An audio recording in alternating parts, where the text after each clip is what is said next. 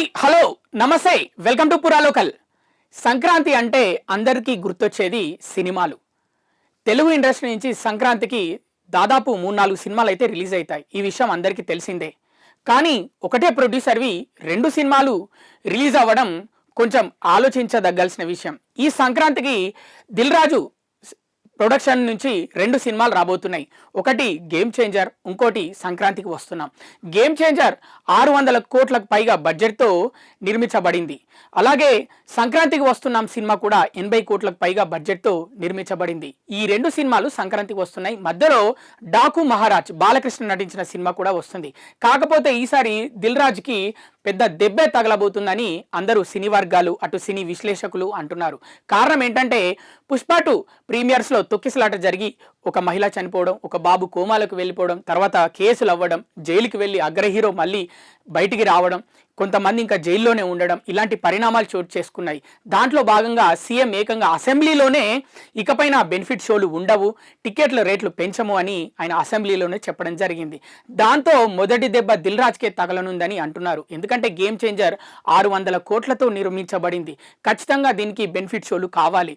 ఒక్క రోజుకి 6 షోలు వేయాలి. మొదటి 2 రోజులు 3 రోజులు కనీసం టికెట్ రేట్లు కూడా హైక్ ఇవ్వాలి. అప్పుడే ఆ బడ్జెట్ రికవరీ అవుతుంది. ఎందుకంటే డిస్ట్రిబ్యూటర్స్ పెద్ద మొత్తంలో కొనుక్కుంటారు. ఈ విషయం పక్కన పెడితే అదే 3-4 రోజుల్లో దిల్ రాజు ప్రొడక్షన్ నుంచి సంక్రాంతికి వస్తున్నాం సినిమా కూడా రిలీజ్ అవుతుంది. మరి ఇటు ఈ పెద్ద సినిమా చూసుకోవాలి, అటు ఆ చిన్న సినిమా చూసుకోవాలి. మరి దిల్ రాజుకి పెద్ద తలనొప్పిగా మారింది. దిల్ రాజు ప్రస్తుతం తెలంగాణ ఫిల్మ్ డెవలప్మెంట్ కార్పొరేషన్ చైర్మన్గా నియమించబడ్డాడు గవర్నమెంట్ తరఫు నుంచి.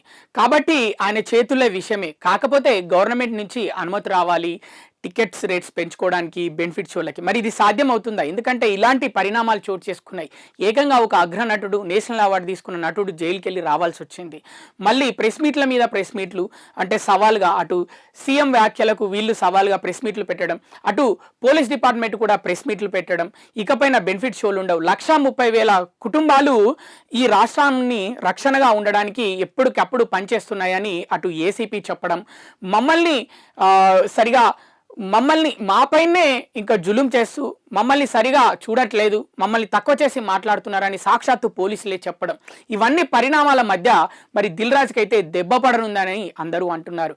కానీ దిల్ రాజు చేతిలో పనైనప్పటికీ కూడా అటు కొంతమంది విమర్శించడానికి వీలుగా కూడా ఉంది. కారణం ఏంటంటే ఇప్పుడు ఇన్ని వ్యాఖ్యలు చేసి సీఎం, అటు సినిమాటోగ్రఫీ మంత్రి కోమటిరెడ్డి వెంకటరెడ్డి ఇన్ని వ్యాఖ్యలు చేశాక మళ్ళీ ఒకవేళ దిల్ రాజు సినిమాలకి టికెట్ హైక్స్ ఇచ్చి బెనిఫిట్ షోలకి అనుమతి ఇచ్చారనుకోండి, అటు వాళ్ళు విమర్శలు చేస్తారు ప్రజలు, ఇటు కొంతమంది లాయర్లు, అటు రాజకీయ విశ్లేషకులు మీరు ఇదంతా చేసింది జస్ట్ హంగామా క్రియేట్ చేయడానికి తప్ప నిజాయితీ లేదు మీ దగ్గర అని అటు గవర్నమెంట్ను కూడా ప్రశ్నించే అవకాశం ఉంది.